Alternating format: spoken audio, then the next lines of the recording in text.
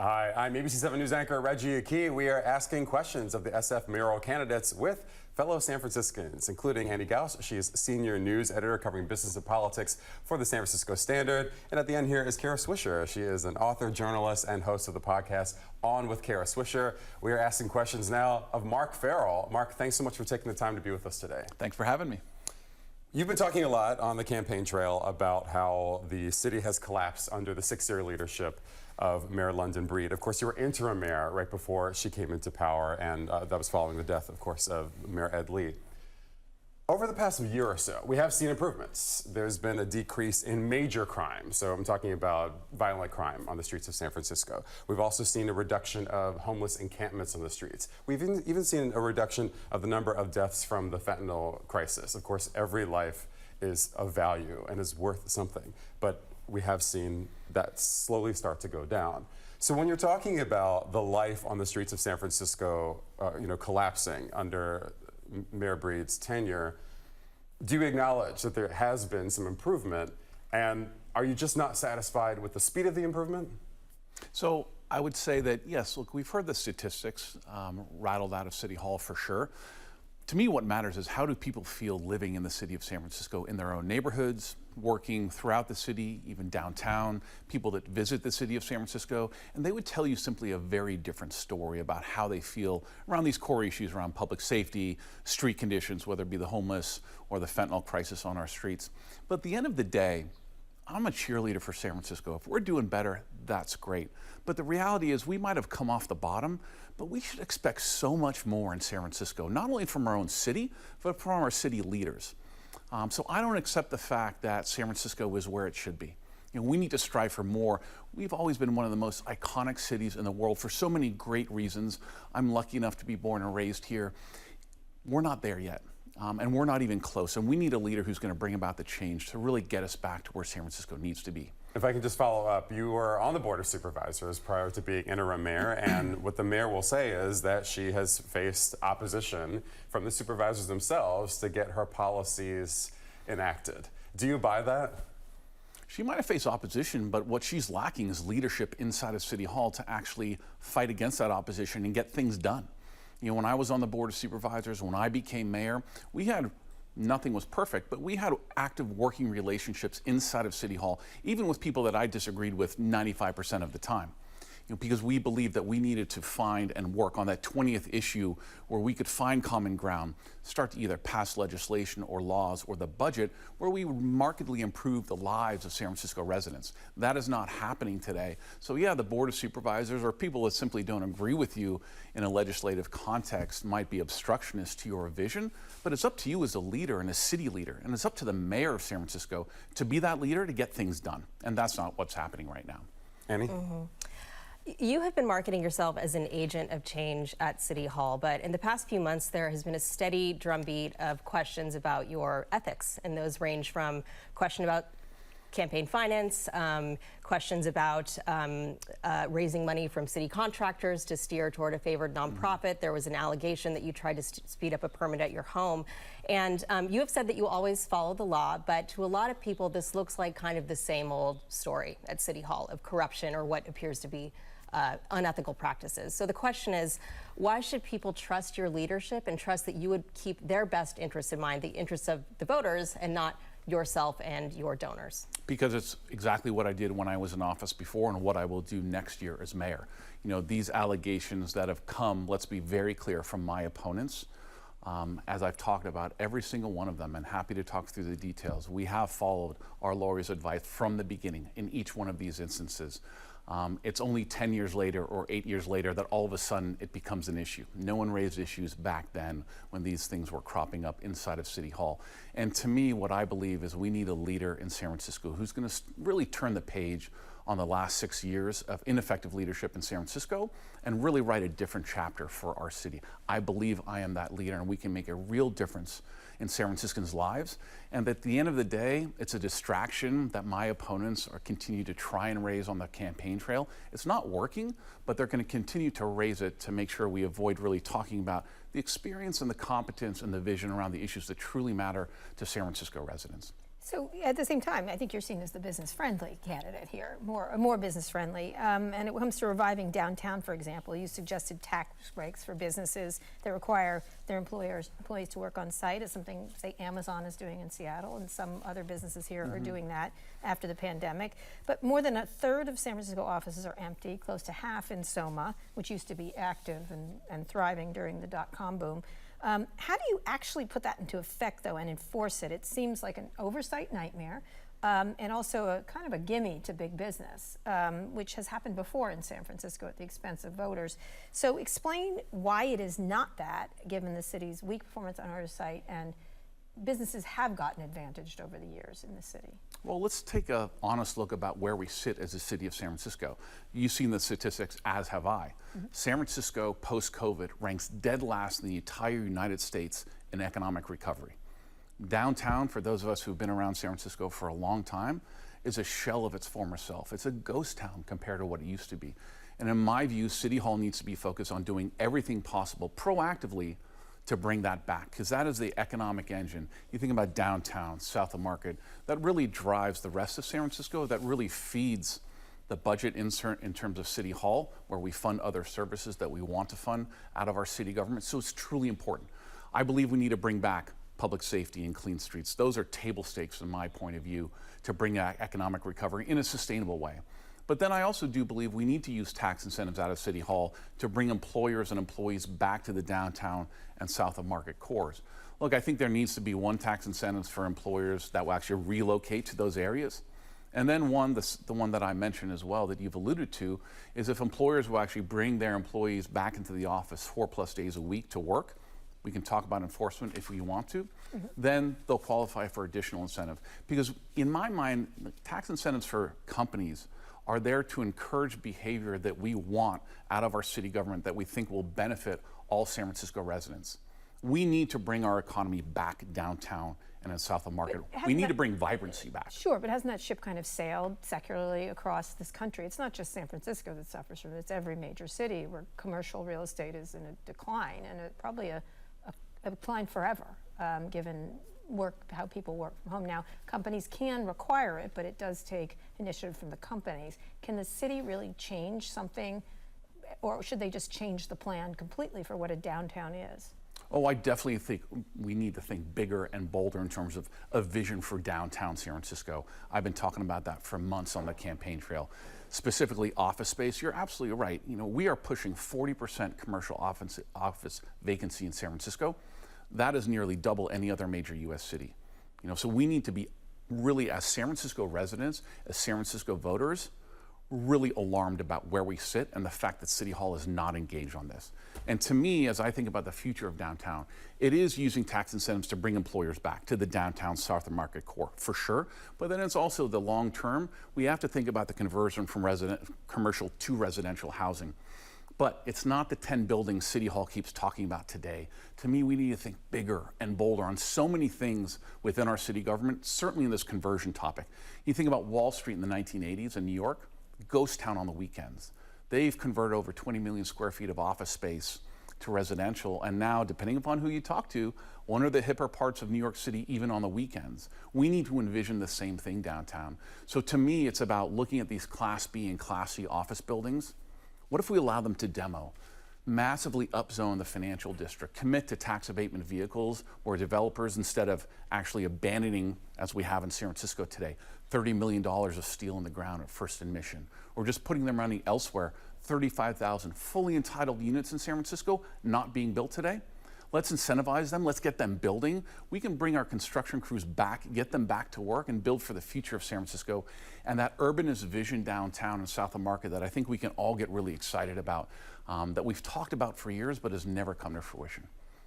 I am curious about, because Kara touched on this, and you are the only candidate right now that is suggesting to have a tax break for, you know, like a Salesforce, for example, which is now going to require their employees to go back to the office. What is the punishment? And how do you measure that? Are you going to be looking at actual badge swipes for every employee who goes in? I think there's a lot of confusion about how that would ever be done. Yeah, that's likely to be how it works, is through badge swipes. But again, enforcement, let's get the legislation passed first. Let's get the incentive passed. And let's agree as a city government and as a city itself, that we need to do everything we can to get employers back to San Francisco, because our office vacancy rate is alarming in our city. The downtown that we have today, even Tuesday, Wednesday, Thursday, when these are heavy work days downtown, it's a ghost town downtown compared to where it used to be. So in my view, we need to do everything we can out of City Hall to get employers back, to get employees back to the downtown South of Market cores. And we use our pocketbook out of City Hall to encourage the behavior that we want to encourage. And that is that vibrancy that we need, because vibrancy begets safety, because we have numbers out there on the streets. It supports our small businesses, not in the big office towers necessarily, but all the sandwich shops and all the ancillary small businesses in the surrounding neighborhoods of downtown South of Market that are truly struggling today. I believe we need a mayor to come in to be incredibly proactive with our business community, to get jobs back to City Hall, to get our economy humming once again.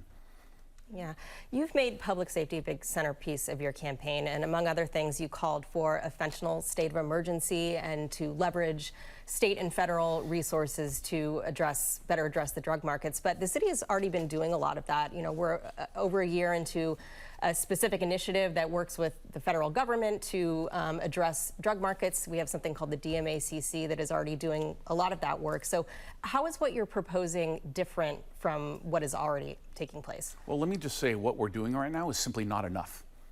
And if anybody wants to question whether they should be satisfied with the state of our city right now, you talk about fentanyl in particular. So let's talk about the Tenderloin and South of Market as the core areas that are being affected right now. So many surrounding neighborhoods as well. Spent a lot of time in the Mission District, super affected by the fentanyl issue.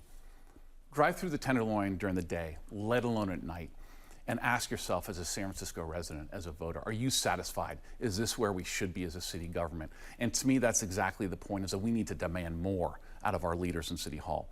Demand more from a mayor of San Francisco to work with our state and our federal government to help our city. So a fentanyl state of emergency does three things. It allows you to ask for additional financial resources, secondly, additional law enforcement resources, and then redirect city headcount and budget dollars towards that emergency. We need to make it a priority.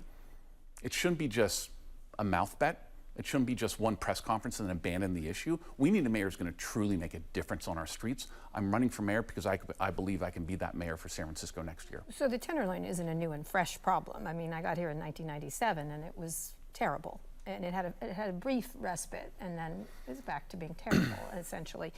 But one of the problems is the city expenses are going to outpace revenues over the next few years, bringing the total budget deficit to $1.3 billion. You're obviously going to have to make cuts, and at the same time, how do you handle recouping lost tax revenue by attracting businesses? What is your big idea? And I'd like you to be specific about that, because you'll have to make cuts at the same time.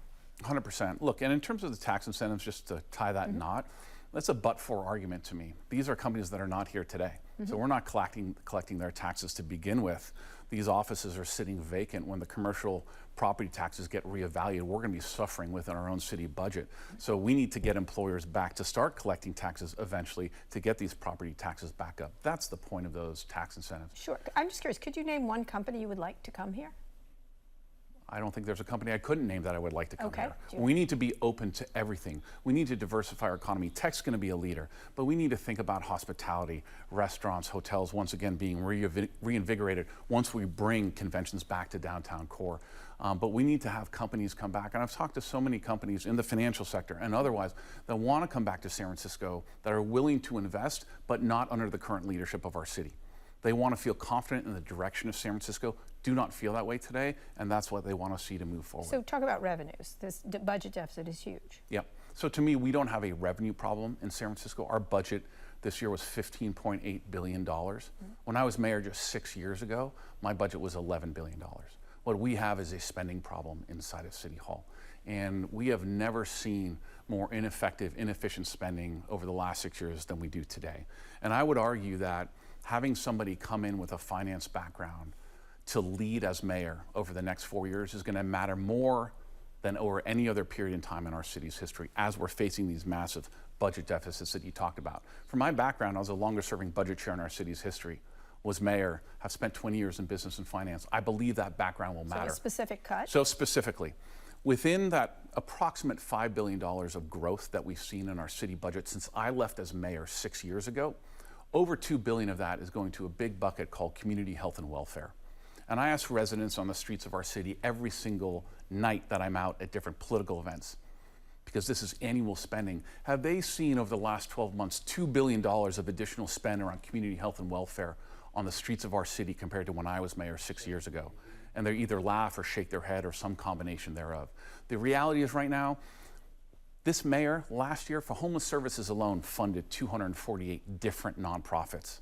The reality is last year alone, there were 9 different city departments funding these homeless nonprofits, and multiple instances, up to 6 city departments were funding the same nonprofit with different contracts, and they weren't aware of it with each other. We need to rein all of this in. We need to contract our spending within City Hall, focus on the core basics, and drive our city forward.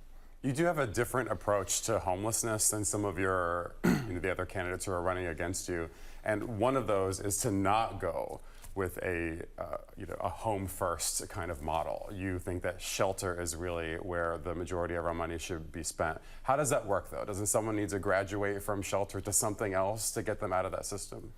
Look, absolutely, but the reality is right now we are not doing the job that we should be doing inside of city government, either for the people that are living on our streets or for the people that live in our neighborhoods that are being affected by tenant encampments, for instance. To your point. So from my perspective, when we're building housing at such an expensive cost per unit, it is, Sisyphus pushing the rock up the hill to think that we're going to permanently house all of those that are homeless on the streets of San Francisco today, let alone if we did that, truly, the influx that we would have, even more so from around the country. We need to change our reputation as a city as a place that will treat you with compassion and respect, offer you shelter to get off the streets of our city, but not continuing to allow people to live and come to San Francisco, pitch a tent, and be there on the streets of our city as long as you want. So from my perspective, I want to help people get off the streets. That is my North Star. Whether people that are homeless or have overlapping mental health or drug addiction issues, how do we get them off the streets, give them a chance at a different life, and clean up our neighborhoods at the same time? I fundamentally believe the sidewalks of San Francisco belong to everybody. They belong to young families, they belong to the elderly, not just someone who comes to San Francisco to pitch a tent and we're going to let them be here as long as they want. We need to take a different approach as city government. Well, they were hamstrung by the Supreme Court until the Supreme Court decision in terms of removing them from those places. Respectfully, I completely disagree with that. Okay. I've had multiple legal opinions over the course of the last few years talking about the current mayor's ability, in spite of the Ninth Circuit injunction, now the Supreme Court decision, to actually do exactly what I did when I was mayor in 2018. And in 6 months, we cleared out all of the large tenant encampments, got people into shelter and housing, but changed our reputation as a city from a place where people are coming here because they believe they could be homeless and essentially left alone on our streets, to a place that was making it inconvenient for them to sleep in tents as long as they want on our sidewalks. We need to get back to that as a city if we're really going to make a difference both for these individuals, but also for the city of San Francisco writ large and everybody that lives here. That she was unable to remove some things. I interviewed Chris Larson about this. The legal entanglements were massive until recently. Again, I would respectfully disagree with anybody that you talk to and have multiple attorneys, multiple law firms with different legal opinions. It just takes a different type of leader in City Hall. Even in So you would have just done it. You would have just cleared the camps. 100%. I think this is a great demonstration on a difference of leadership between Mayor Breed and how I was as mayor and how I will be next year. In the light of conflicting legal opinions, the current mayor's approach was not to do anything and to let it be and then essentially fester on the streets of our city, such that homelessness is statistically on the rise in San Francisco again. I would have rather done what I did when I was mayor before. If you want to sue me in my capacity as mayor because you don't agree with what I'm doing, I welcome that. But first and foremost, I will do what's right for the city of San Francisco. So what Kara is saying is that there was a legal problem doing that, but you would just take that risk and come what may. What I'm saying is there were conflicting legal opinions, and I didn't take the most conservative one and say, I'm not going to ruffle feathers. When I took out the large tenant encampments in 2018 as mayor, I had the Coalition on Homelessness protesting in front of my house with my 5-year-old in the front window with brooms. And that is the coalition that sued the city. Correct. Yeah. And that my other opponents have funded. This is an organization that has really been destructive to the city of San Francisco actually truly dealing with the tenant encampments and the homeless on the streets of our city. We need a mayor who's just going to take a different approach. We have to be bolder. We have to do it the right way. You know, again, we have to treat people with compassion and respect. Never forget these are sons and daughters on our streets. At the same point in time, we have to have a strong mayor who's going to have a policy, again, that our sidewalks belong to everybody. That's exactly the mayor I'll be. I'd like to follow up on the nonprofit thing because it is true that the city of San Francisco spends well over $1 billion annually on an array of nonprofits, hundreds of nonprofits. And you have suggested previously that we should bring some of these services in-house to the city. But wouldn't that actually create more expense for the city given the cost of salaries and benefits and retirement, et cetera? Wouldn't that actually make things more expensive? It's a really good question, but here's the reality. The majority of the nonprofits that we fund now out of City Hall rely 100% on city government for their funding. I think most people think of nonprofits in our community, and there's so many that do great work in the city of San Francisco, and we should honor and respect them.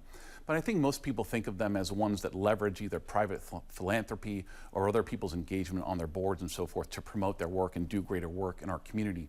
Right now what we have is a situation where, again, most of them are actually getting 100% of their funding from the city government.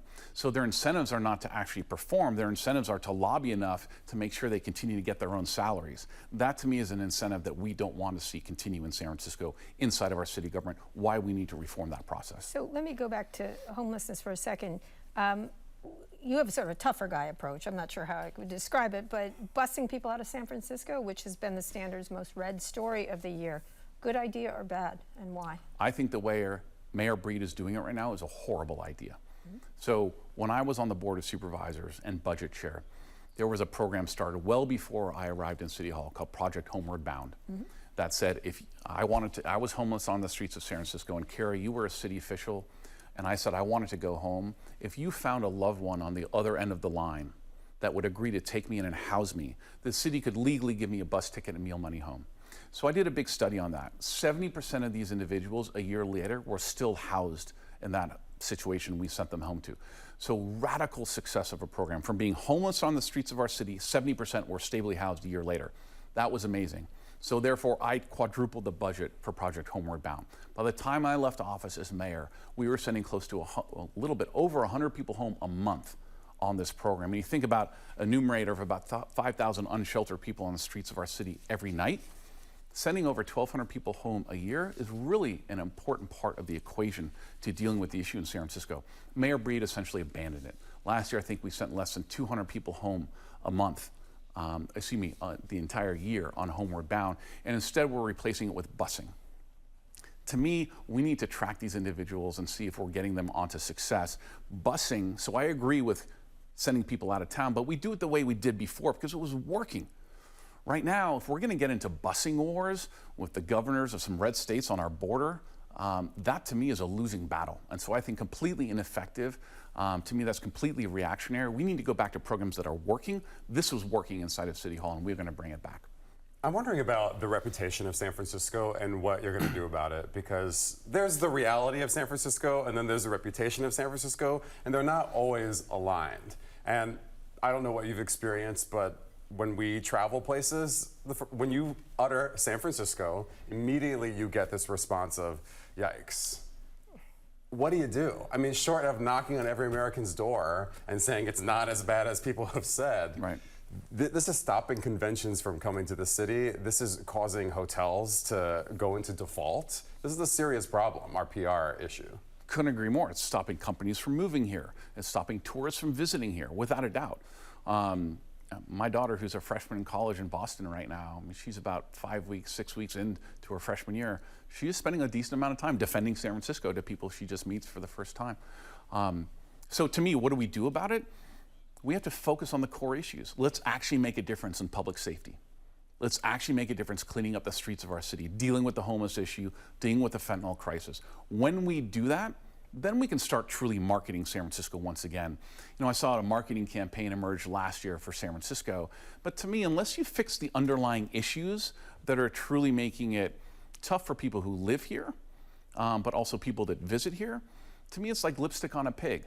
Right? We need to have sustainable growth, sustainable difference in San Francisco. So as mayor, my priority will be focusing on public safety, cleaning up our streets, and then being the most proactive mayor in our city's history, marketing our city to the business community, to the tourist community, taking advantage of our sister cities around the world to bring our economy back. But we cannot start doing that in earnest unless we have a mayor that's going to focus in a determined fashion on those first core issues that to me are just table stakes for bringing visitors, bringing employers back to San Francisco, but also making residents in San Francisco feel safe every single day. What's your motto then?